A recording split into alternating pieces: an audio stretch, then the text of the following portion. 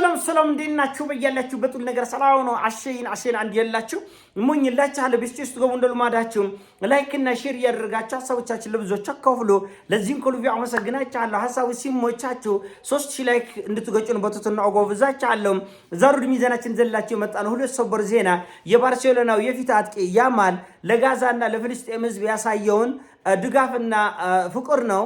ሁለተኛ ደግሞ የእስራኤልን ጠቅላይ ሚኒስትር ኔታንያሁ መንግስት ያለበትን ከፍተኛ ድንጋጤና ፍርሃት ነው። እንግዲህ ከባርሴሎና አጥቂ ያማል ስንጀምር ያማል እንግዲህ ባርሴሎና የላሊጋውን ዋንጫ ከበላ በኋላ በአውቶቡስ ሽርሽር ከተማ ላይ ዋንጫቸውን ይዘው ሲንሸራሸሩ በዛ መሃል ላይ የፍልስጤምን ባንዲራ ይዞ ታይቷል። ይሄም ደግሞ በመላ ዓለም በከፍተኛ ሁኔታ መነጋገሪያ ሆኗል። ለተጎዱ ለተጨቆኑ የጋዛና የፍልስጤም ህዝቦች ደግሞ ከፍተኛ ድጋፍ ነው። በዋጋ የማይተመን ድጋፍ ነው። እውነቱን ለመነጋገር በፍልስጤምና በእስራኤል መካከል ይሄ ግጭት ከተነሳ በኋላ ለጋዛ ህዝብ እጅግ በጣም ከፍተኛ ስምና ዝና ያላቸው ስፖርተኞች፣ የቮሊቦል ተጫዋቾች፣ ቦክሰኞች፣ እግር ኳስ ተጫዋቾች፣ የትወና ሰዎች፣ የሙዚቀኞች በእውነት ጋዛዎች ከፍለው የማይጨርሱት ትልቅ ውለታ አድርገዋል። ትልቅ ውለታ በመላ ዓለም እውነታቸው ጎልቶ እንዲወጣ ምናልባት በዋጋ ቢተመን በመቶ ቢሊዮኖች ሊያወጣ የሚችል ድጋፍ ነው ያደረጉት። ይሄ ድጋፍ እንግዲህ መላ ዓለም መጎዳታቸው መገፋታቸውን እንዲያይ እንዲሰማና ነቅቶ እንዲረዳቸው ሊያደርጉ የሚችሉ ትልልቅ ዝነኛ ሰዎች አሉ። እንደምታውቁት እንግዲህ የባርሴሎና አጥቂ ያማል ሕፃን ልጅ ነው፣ 18 ዓመት ልጅ ነው። ይሄንን ሲወስድ ራሱን አደጋ ላይ ከቶ ነው። ይሄ ጉዳይ ማንን እንደሚያበሳጭ ያውቃል።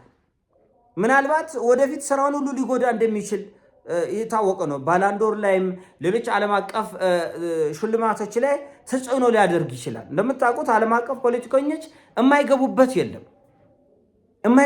የለም። ባላንዶር እንዳያገኝ ሊያስከለክሉ ይችላል። ሊያስከለክሉ እንደ ኢራንን እኮ አፍ አውጥቶ እኮ ነው ትራምፕ ከዓለም ዋንጫ ኢራን ትባረር ያለ። አያገባውም፣ ግን ህብረት የላቸውም። ከጠሉ በምንም ነገር ሊጎዱህ ነው የሚሞክሩ በምንም አቅጣጫ። ስለዚህ ያማል የወደፊት ስራውን ሁሉ ሊጎዳበት የሚችለውን ጉዳይ ሪስክ ወስዶ ኃላፊነት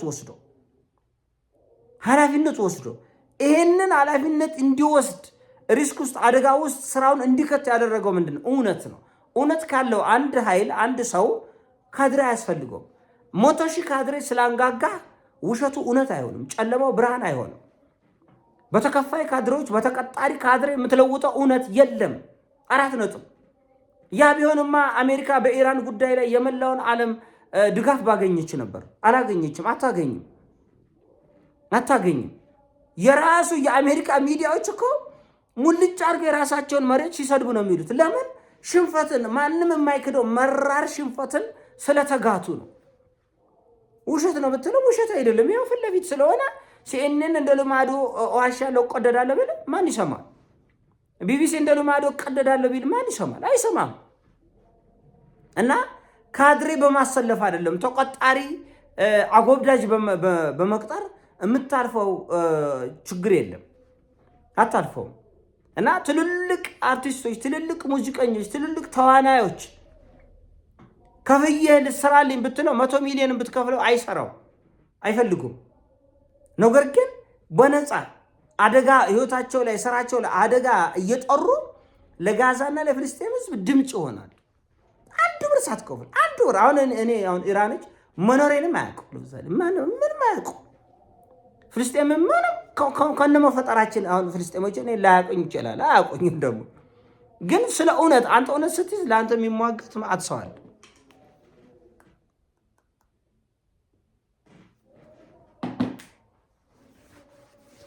እውነት ያልያዘ ሰው 1 ሚሊዮን ተቀጣሪ ውሸታም ብትቀጥር ለውጥ አይፈጥርም። በኢራን ጦርነት ያየነ ይሄን። አሁን ኢራኖቹ ለማንም 10 ብር መክፈል የሚችሉበት እባካችሁ ፕሮፓጋንዳ ስሩልን ከአፍሪካ ከአውሮፓ ከምናምን ብሎ ሊከፍሉት የሚችል ገንዘብ የላቸውም ኢራኖቹ። ግን እውነት ግን አላቸው። እውነት ስላላቸው በመላ ዓለም ቤሳቤስትን የ5 ሳንቲም ሽራፊ ሳይከፈለው ሁሉም ሰው ለኢራን በትጋት ይሰራል። እሺ አሁን እኔን ምን ትለኛለህ? ለፍልስጤም ተቀጣሪ ካድሬ ነህ ትለኛለህ? ተላላኪ ነህ? ባንዳ ነህ ትለኝ? አያውቁኝም ከነፈጠሪ። እና የእንግሊዝ ህዝብ፣ የጀርመን ህዝብ፣ የፈረንሳይ፣ የስፔን፣ የፖርቹጋል እየወጣ በመቶ ሺህ የሚቆጠር ሰላማዊ ሰልፍ ይወጣል ለጋዛ። ጋዛ እንኳን ለእንግሊዝ እንኳን ለጀርመን ህዝብ የሚከፍለው የፕሮፓጋንዳ የሚከፍለው ቆርጦ ለራሱ የሚበላው ዳቦ የለው እና ያማል አደጋ ወስዶ በስራው ላይ አደጋ ደቅኖ እንደውም እስከ ህይወቱ ድረስ ሊሄድ ይችላል።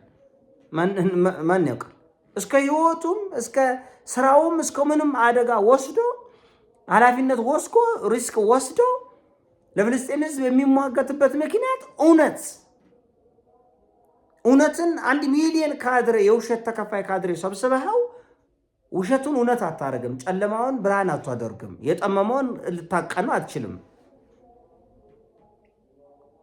ትራምፕ በተደጋጋሚ ይሰድባል ሲኤንኤን፣ እናንተ ውሸታሞች፣ ቀጣፊዎች፣ ለኢራን አግዛችሁ አታሳስቷት፣ ኢራን እናንተን እየሰማች ነው፣ አብጣ ልትፈነዳ ያለችው እናንተ ውሸታም፣ ሲኤንኤን ፎክስ ሁሉን ወልጭ አድርጎ ይሰድባል። ችግሩ ግን ሲኤንኤን ተቀጣሪ ተላላኪ ባንዳ ሆኖ አይደለም። እውነታው ኢራን ጋር ስላለ ነው። በቃ ወጥራ ይዛለች። ዓለም በሙሉ መላወስ መንቀሳቀስ አልቻለም። አልተንቀሳቀስም። በቃ ይሄው ዓለም የሚያየው ነገር ነው። ምን ብሎ ይዋሻል? አሁን ሲኤንኤን እኮ ቆጣፊ ነው። ለረጅም ዓመት ሲቀጥፍ እኮ ኖሯል። ቢቢሲም አልጀዚራ ሁሉም እየቀጠፉ ነው ያሉት። እውነቱ ለመነጋገር የኢራን ጉዳይ ላይ ለቆጣፊ ላለመሆን ካደረጉት ጦረት አንጻር ለመዋሸት የተደረገ ጦረት ሳይሆን ከመሰረቱ ኢራን ስላሸነፈች ነው። ደን ይህን እኮ ሲአይኤም እኮ መረጃ እኮ ያገኛል እኮ መረጃም ያገኛል። እና ይሄ ከዚህ አንጻር ነው። ያው ሁለት ርዕሶች ሳነሳ ሰዓቱም እየተጧበበ ነው ያለው። ሌላው ደግሞ ምንድነው የኔታንያሁ ፍርሃትና ድንጋጤ ነው። ኔታንያሁ የአሜሪካው ፕሬዚዳንት ዶናልድ ጄ ትራምፕ ጦርነቱን ስንጀምር ይዘናቸው የተነሳናቸው ዓላማዎች ሳይሳኩ ይህን ጦርነት ሊያቆሙ ነው የሚል ከፍተኛ ፍርሃት አለ። ጦርነቱ ሲጀመር ይዘዋቸው የተነሱት ዓላማዎች ምንድን ናቸው? አንደኛ የኢራንን ኒውክሌር ሙሉ በሙሉ ማስወገድ፣ ሁለተኛ የኢራንን እነዚህ ከ3000 ከ2000 እስከ 5000 የሚወነጨፉ አደገኛ ክሩዝ ነው ቦሊስቲክ ሚሳኤሎችን ማውደም፣ ሙሉ በሙሉ ማውደም። ሁለተኛ አላመርትም፣ እነዚህን እንደ መብረቅ የሚምዘገዘጉ ሚሳኤሎች አላመርትም፣ አላህ ይመስክሩብኝ ብለሽ ተገዝታ እንድታቆም ኢራን። ሶስተኛ ደግሞ በትንሹ ነው። ሶስተኛ ደግሞ ሁቲን ስንቀጠቅጥ፣ ሐማስን ስንቀጠቅጥ፣ ሂዝቦላ ስንቀጠቅጥ ኢራን መሀል ላይ እንዳትገላግል። እጹብ ድንቅ ነው። ይሄ ዓላማ ባልተሳካበት ሁኔታ ትራምፕ ሰልችቶት እንዳይተወው ውጊያውን ተሰላችተው በጣም ይሄን ያሉት ለኔ አይደለም ለሲኤንኤን የእስራኤል ምንጮች ለሲኤንኤን እንደዛ ነው ያሉት። ትራምፕ ተሰላችቶ መረት ዶክመት አቅለሽልሸት ይሄን ጦርነት እንዳይተው ዓላማችን ሳይሳካ አሁን በእርግጥም ትራምፕ ይሄን ሰሞን እየተናገረ ያለው ስለ ኒውክሌር መሳሪያ ብቻ ነው። ኢራን ኒውክሌሩን ትተው ከፈለገች ለኔ ትስጠኝ፣ ከፈለገች ለራሽያ ትስጥ፣ ከፈለገ ለቻይና ትስጥ፣ ትተው ብቻ ይሄን ኒውክሌር እኔ በቃኝ የጦርነት ኔታንያሁ ደግሞ ለምን በቃኝ ትላለህ? እንዋጋ። ከየት መሳሪያ አምጣ? መሳሪያ እኮ አለቀ ወገኖቼ። ኔታንያሁ እኮ ልብ ያላለው ነገር መሳሪያው አለቀ ተጠናቀቀ፣ ወዶ መካ። እንዴት ይሁን? እሺ አሁን እኮ ሰውዬው እኮ ሰልችቶት አይደለም፣ መዋጋት እኮ ይፈልጋል። ግን አንደኛ የአሜሪካም የሞላ ዓለም ኢኮኖሚ በአፍጢሙ ተተከለ።